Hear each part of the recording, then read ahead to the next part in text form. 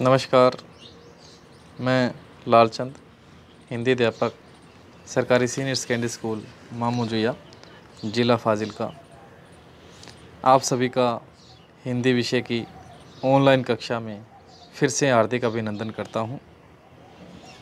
आज का हमारा विषय है 10वीं कक्षा का तृतीय अध्याय नीति के दोहे।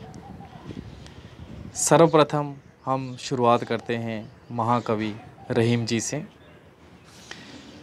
प्रथम दोहा है, कै रहीम संपत्ति सगे बनत बहुत बहुरीत। पहले जो कठिन शब्द हैं उनके अर्थ देखते हैं। संपत्ति, धन दौलत, पैसा, सगे सगे संबंधी, बनत बनते हैं, बहुत बहुत सारे, बहु अनेक, रीत प्रकार के। धन दौलत होने से, पैसा आ जाने से हमारे अनेक प्रकार के बहुत सारे सगे संबंधी बन जाते हैं। जब हमारे पास पैसा होता है तो बड़े लोग जो है हमारे रिश्ते नातेदार बन जाते हैं। विपत कसोटी जे कसे सोई सांचे मीत। विपत मुश्किल समय, कठिन समय, पर कठिन समय में जो कसौटी पर खरा उतरता है वही हमारा सच्चा मित्र होता है। सोई वही, सांचे का अर्थ होता है सच्चा। मीत पर्यायवाची शब्द है जिसका अर्थ है मित्र, दोस्त। प्रथम दोहे में यहाँ पर सच्चे मित्र के बारे में बताया गया कि सच्चा मित्र वह होता है जो मुश्किल समय में हमारा साथ दे। दूसरा दोहा, एके साधे सब सदे सब साधे सब जाए।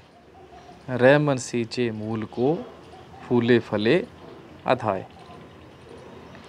इसमें रहीम जी ने एक निष्ठ भावना से एक परमात्मा की साधना करने का उपदेश दिया है। एके साधे सब सदे, जब हम एक निष्ठ भाव से एक ईश्वर की साधना करते हैं तो सभी को साध लिया जाता है। सब साधे सब जाए, जब हम सभी को साधने का प्रयास करते हैं तो हमारे हाथ कुछ भी नहीं आता, सब कुछ नष्ट हो जाता है, सभी हमारे हाथ से निकल जाता है। एक उदाहरण बहुत अच्छा है, रह मन सींचे मूल को फूले फले अथाए। रहीम जी कहते हैं कि जब हम पेड़ की जड़ को पानी देते हैं, वृक्ष की जड़ को पानी देते हैं, तब हमारे सभी मनोरथ जो है पूर्ण हो जाते हैं। फूले फले अदाए, उस पेड़ पर फूल लगते हैं, फल लगते हैं और हम उनको प्राप्त करते हैं। इसलिए सिर्फ जड़ को पानी देने से हमारे सभी मनोरथ जो है पूर्ण होते हैं। इसलिए लक्ष्य एक ही होना चाहिए। तीसरा दोहा, तरुवर फल नहीं खात है सरवर पिए न पान। कै रहीम पर काज हित संपत्ति सजे सुजान। इसमें जो सज्जन पुरुष है उनके बारे में बताया गया, उनके स्वभाव के बारे में बताया गया। पहले उदाहरण से ही शुरू करते हैं। तरुवर फल नहीं खाते, तरुवर होता है पेड़ पौधे, कि जो पेड़ पौधे हैं वह अपना फल कभी नहीं खाते। अब जो पेड़ों पर फल लगते हैं उसे या तो हम खाते हैं, मनुष्य खाते हैं, या पशु पक्षी जो है वह खाते हैं। पेड़ खुद जो है अपना फल कभी भी नहीं खाते। सरवर पिए न पान, जो सरोवर होता है वह अपना पानी कभी नहीं पीता। उसका पानी कौन पीते हैं?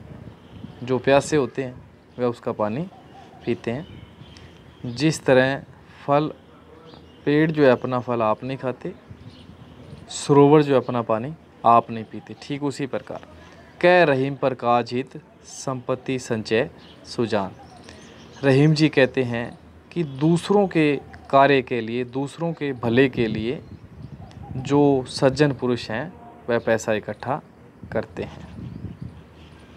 खुद के लिए वह पैसे का प्रयोग नहीं करते। जितना पैसा इकट्ठा किया है उसका प्रयोग जो है दूसरों की सहायता के लिए करते हैं, दूसरों के भले के लिए करते हैं। अंतिम दुआ है, रहमन देख बड़ेन को लघु न दीजिए डार, जहाँ काम आवे सुई का करे तलवार। इसमें रहीम जी ने हमें संदेश दिया है कि जब हमारे पास कोई बड़ी चीज़ आ जाए, जब किसी बड़ी चीज़ को प्राप्त कर लेते हैं, तो जो चीज़ हमारे पास पहले से है उसका त्याग नहीं करना चाहिए। बड़ी चीज़ को देखकर जो हमारे पास कोई छोटी चीज़ है उसका त्याग नहीं करना चाहिए, उसको छोड़ नहीं देना चाहिए। डार होता है छोड़ना। जहाँ काम आवे सुई का करे तलवार, बहुत ही अच्छा उदाहरण है। इस उदाहरण के साथ आपको ऊपर वाली पंक्ति का अर्थ बिल्कुल स्पष्ट हो जाएगा।